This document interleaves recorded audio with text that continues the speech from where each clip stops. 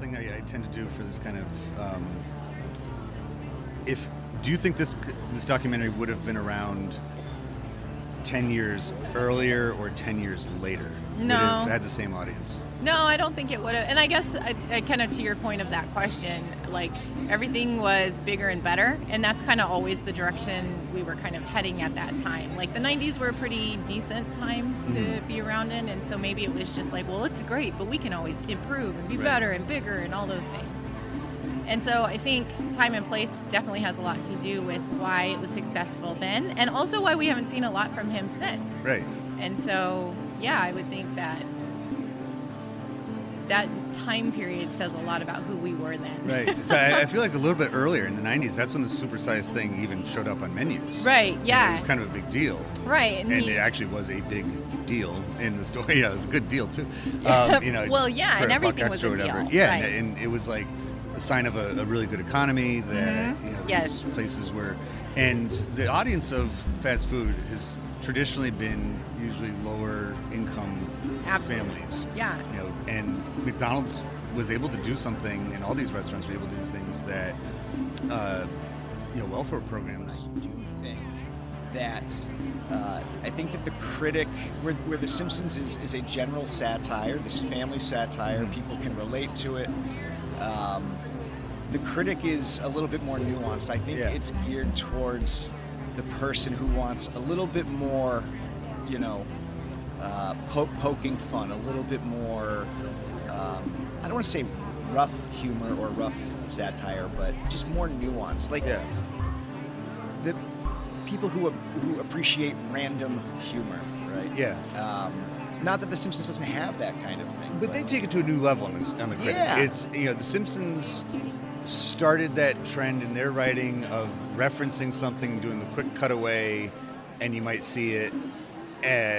Later on, Family Guy took that, and that became the basis for their whole show, basically. It was, remember the time? They would flash back, cut away, and see the little thing that they're referencing. King of the Hill rarely actually did a cutaway. They would reference things, but just kind of leave it at that. Yeah. And in my opinion, it made it that much funnier because, remember that time I wrote that hymn? And just what? And I would like to hear that story, but you just left it there. And for my imagination, I think you said it perfectly. The Simpsons is relatable because it's a family. 2.5 kids, man, working class guy, stay-at-home mom, very relatable to a late 80s, early 90s, middle America. Jay Sherman's a film critic in New York. There's probably about 12 people in the entire globe at that time that, even less, that had TV audience. So it's not a relatable character through their occupation, but relatable in that the way he sees media and that he does not like most things, that he is highly critical. And for a 90s audience, that tells us something about the time period, is that was really when our media was hitting almost overload status. At the beginning of the century, we had the rise of mass media with film, of course, radio, and then magazines in the 20s, and really taking off there. Really sit in the pocket and have his groove.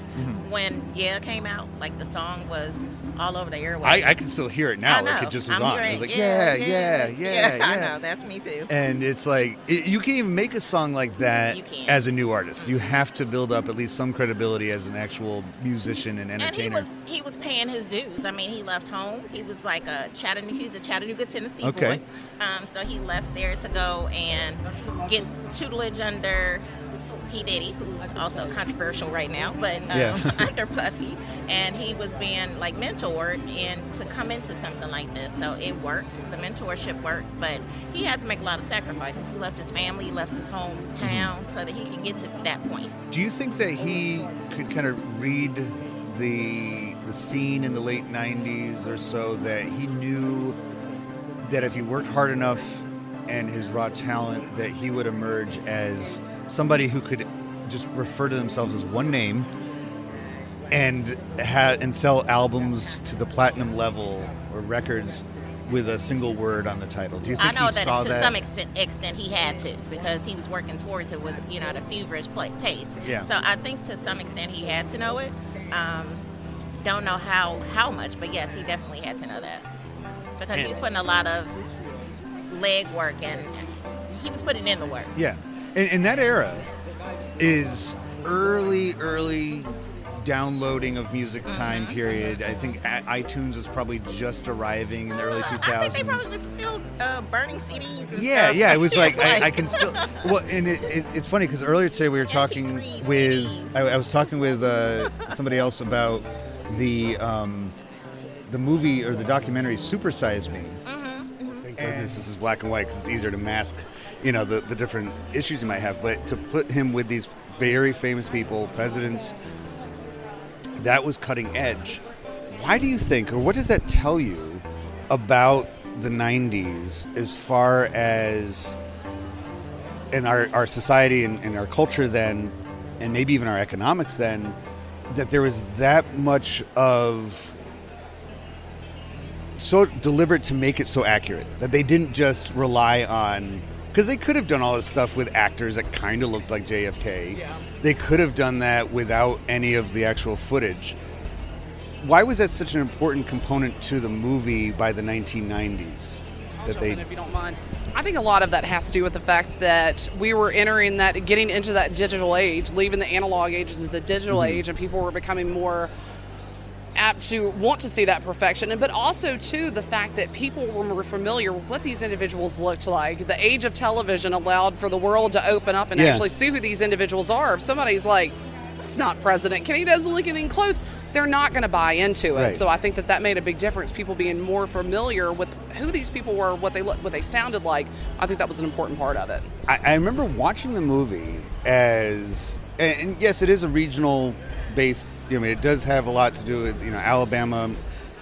They make up a place, Greenbow, Alabama, right? It's, the book takes place in Mobile, but it's like they have that connection. He keeps going back there as his home base throughout the story. In the movie more than the book, but, he keeps going back there. But it's still a collective story for people of his generation. And so I remember watching it with my parents as almost like and they didn't say it this way, but they put it up there as like, this is our story. They were born in the 40s. We're talking about origins here, of having a large breakfast with bacon and eggs comes directly from Canajoharie, New York. And the story is pretty cool. The story goes that the sale of bacon at Beechnut was on a downslide. It was decreasing rapidly. So like, what do? We have all these people hired. We're losing tons of money. How do we make bacon sales go up?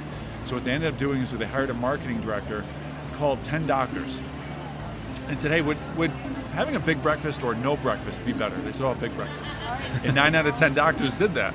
So he ended up marketing that in magazines all over and saying, hey, you pair eggs and bacon, it says 9 out of 10 doctors say a big breakfast is much better than no breakfast at all. And the rest is history. And it was all from Beechnut saying, what do we do with the surplus bacon? Correct. Right. And if you Google the origins of breakfast, bacon and eggs, having bacon for breakfast, it'll go right back to Beechnut, and it's all over now. I can't remember if it was the History Channel or the Science Channel did an episode, Food That Made America, I think was on it too, that talks about the origins of that. And gets its credibility that way. Right. And I just want to talk about that for just a moment, because that's such an interesting series that, because History Channel has done lots of, just did you know kind of stuff.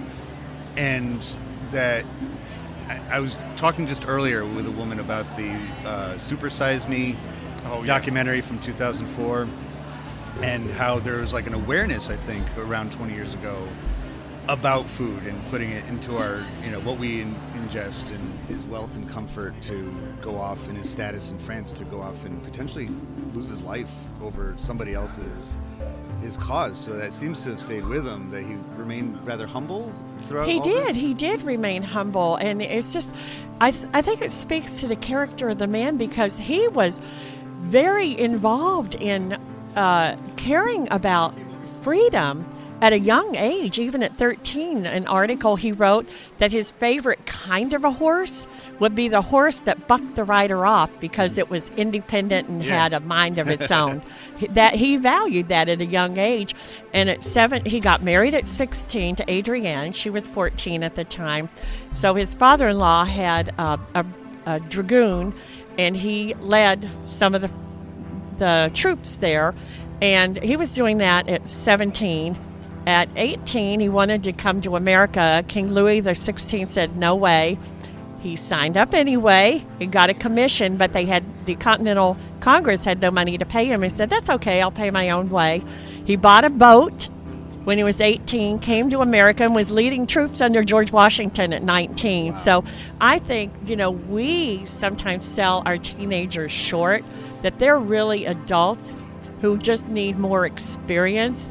And I just think he's somebody everyone can look up to, including our teens, our next generation.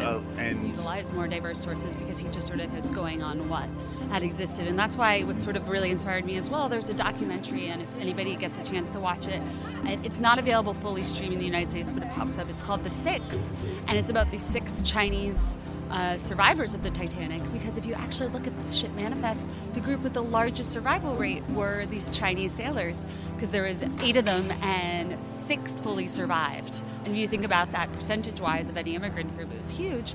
And in this documentary, a big thing they talk about is that they survived partially because they didn't speak English, so when they heard the warnings, people were being told in third class to stay down, they just were like, we're sailors, we know what ice smells like, and they got into the ships. And that, I discovered that through this documentary, but then also if you look at the U.S. inquiry trials, which as teachers, it's so great to use. I love having students play act, because you can get it's like a play script, the transcripts of the United States Senator Smith, this guy from Wisconsin, was doing these Senate hearings at the same time they were making all these new immigration laws. So one of the things they were trying to talk about is there's all these desirable immigrants who died on the ship. There's all these Finnish and Swedish immigrants.